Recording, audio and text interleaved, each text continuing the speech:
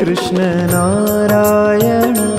ओम अनादि श्री कृष्ण नारायण।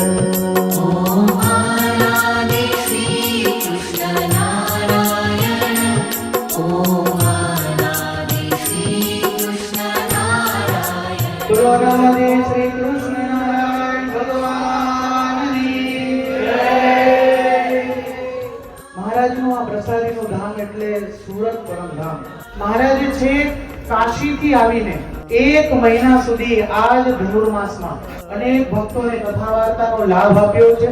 એટલું જ નહીં, મહારાજના સંકલ્પના મંદિરો એટલે શિખરબદ્ધ મંદિરો, મહારાજનો હયાતીનો સંકલ્પ એટલે સુરતમાં એવું ભવ્ય અને દિવ્ય શિખરબદ્ધ મંદિર બને કે જે શ્રી હરિ શરણાગતિ મંડળનું સેન્ટર ધામ કહેવાય। અને આપણે બધા જાણીએ છીએ કે વર્ષોથી શ્રી હરિ શરણાગતિ મંડળમાં ઘણા ભક્તો કથા વાર્તા કરે છે। પૂજ્ય સદગુરુ શાંતિલાલ ભગત એમણે જેવી ઉપાસના મહારાજની પ્રવર્તાવી છે, જેવું આપણને વર્ષો સુધી જ્ઞાન પીરસ્યું છે, કે જેટલો એનો આભાર માનીએ એટલો ઓછો છે।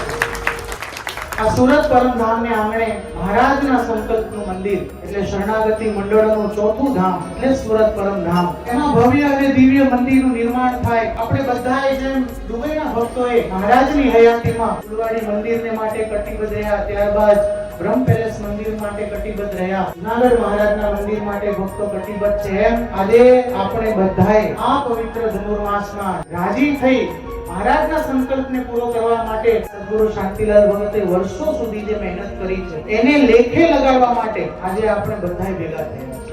આપણે તો ભગવાનની આજ્ઞા પાડવાની છે। પરદેશમાં અમે હતા બધા, જ્યારે જ્યારે આજ્ઞા આપી છે ત્યારે ભક્તોએ તન મન અને ધનથી ખૂબ સેવા કરી, ખૂબ કમાઓ અને ખૂબ ભગવાનને કાર્ય કરો। બાલમુકુંદ ભવનની જ્યારે સ્થાપના થઈ, કામ કઈ શરૂ થયું, મારે કોઈ કાગળ ન લે, સેવા મોકલજો। બાલમુકુંદ ભવનનું કામ ચાલુ થયું, પોતાના ભવનનું કામ, બાલમુકુંદ ભવનનું કામ ચાલુ થયું, કોઈ ભગવાન પત્ર ન લે। કે ભક્તોએ વિચાર્યું કે હવે આટલા કાર્યો કર્યા, હવે આપણે સમજવાની વાત છે, આપણે સેવા આપણે કરવી જોઈએ। મારે નોખી એટલે આપણે સેવા કરવી જોઈએ, અને ભક્તોએ સેવા મોકલેલી, મારે એટલે બધા રાજી થયા।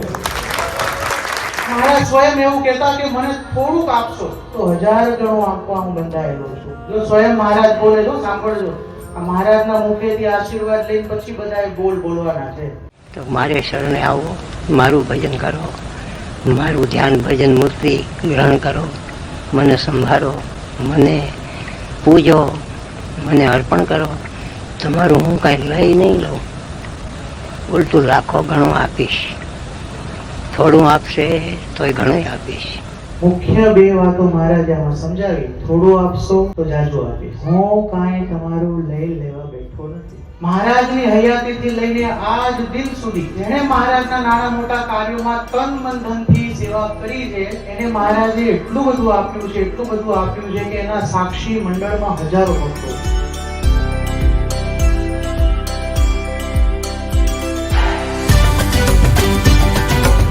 રૂપિયા 21 લાખ રૂપિયા અમારા ધવલ ભગત દેવાણીનો પરિવાર,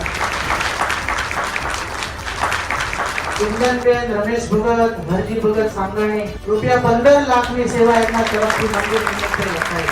પરમધામ નિવાસી ધનજી ભગત ગાંગાણી, રતનબેન ધનજી ભગત ગાંગાણી 11,11,111 ની સેવા છે। પરમધામ અમદાવાદ 11,11,111 જુનાગઢ।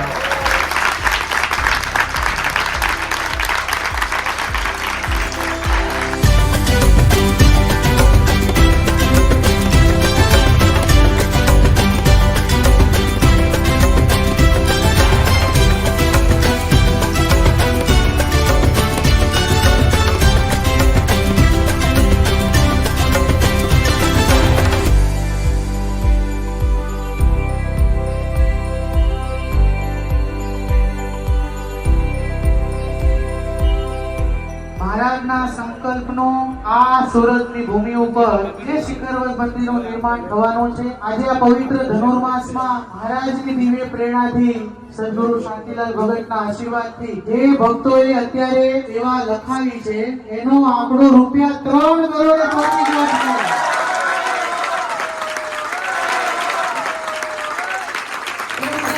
શ્રી કૃષ્ણ